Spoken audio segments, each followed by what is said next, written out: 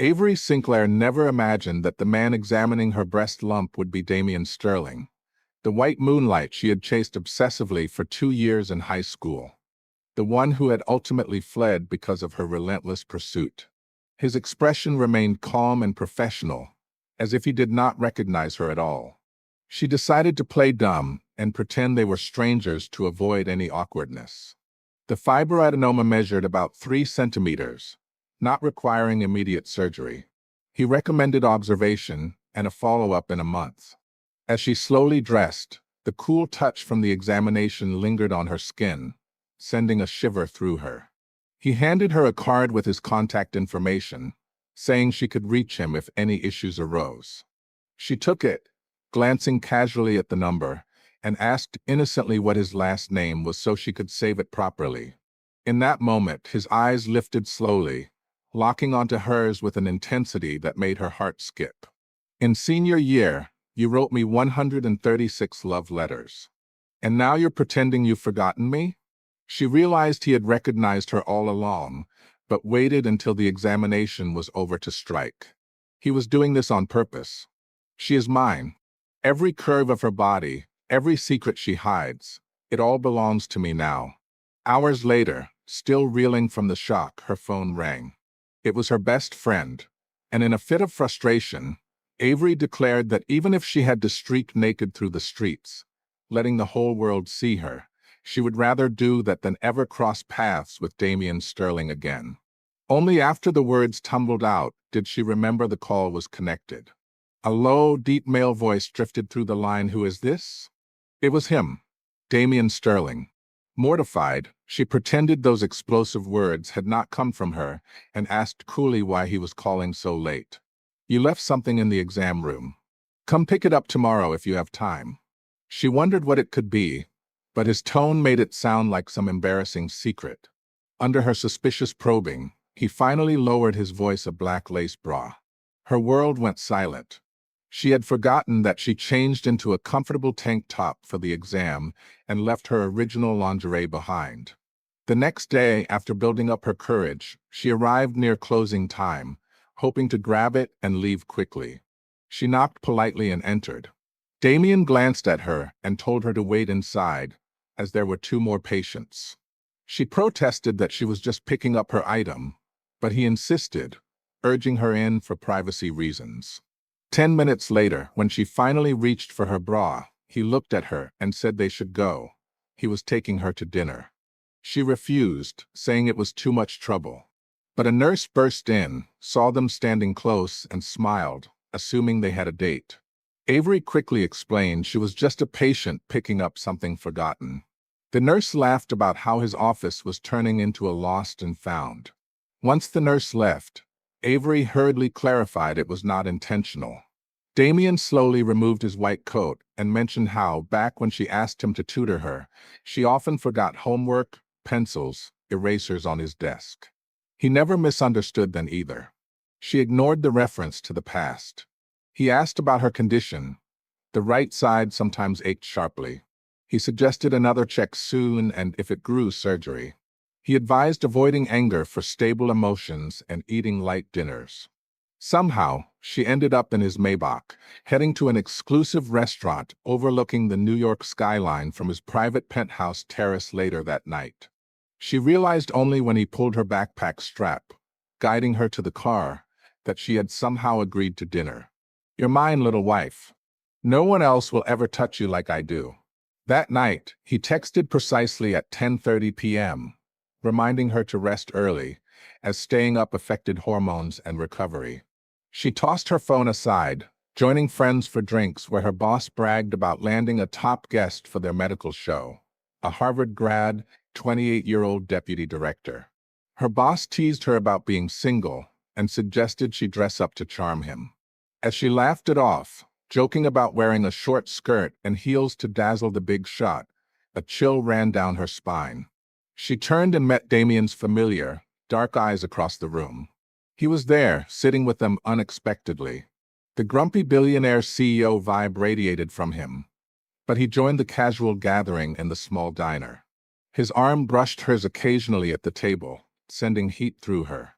During a game, He revealed his first kiss happened in the boys' bathroom during a sophomore summer class party. She knew it well. She had drunkenly chased him there, confessed boldly, and stolen a kiss on his lips before fleeing in panic. She never apologized, and he transferred schools soon after, the last time they met. Feeling overwhelmed, she excused herself, claiming discomfort. Her boss suggested Damien check her, misunderstanding her pain as a ploy. Damien's jealousy flared subtly as others joked about introducing her to someone.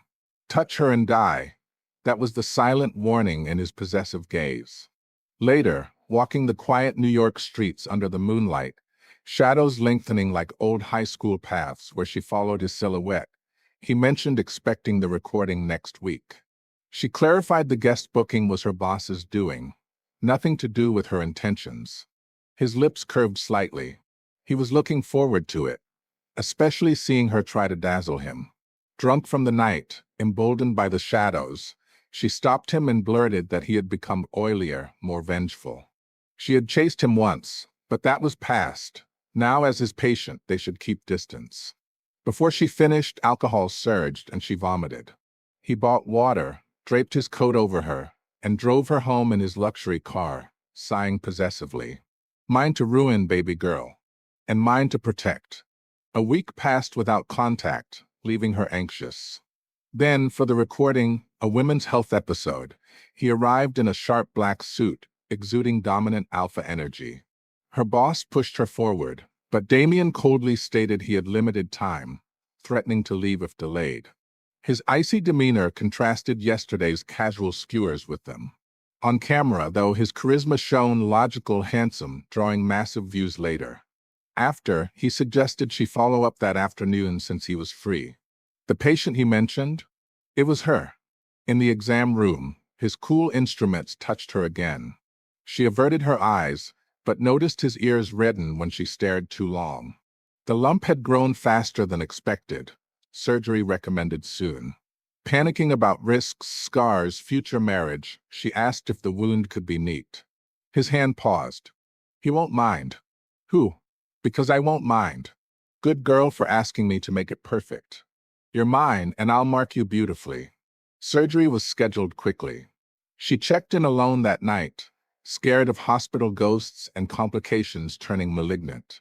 Damien appeared after hours, sitting bedside in casual clothes, less stern. Terrified, she rambled about risks, losing a breast, never finding love or having babies. He discussed possibilities calmly at first, then revealed he was teasing when tears flowed. He swore on his name it would be fine. Even without, she'd still be desired by those who truly loved her.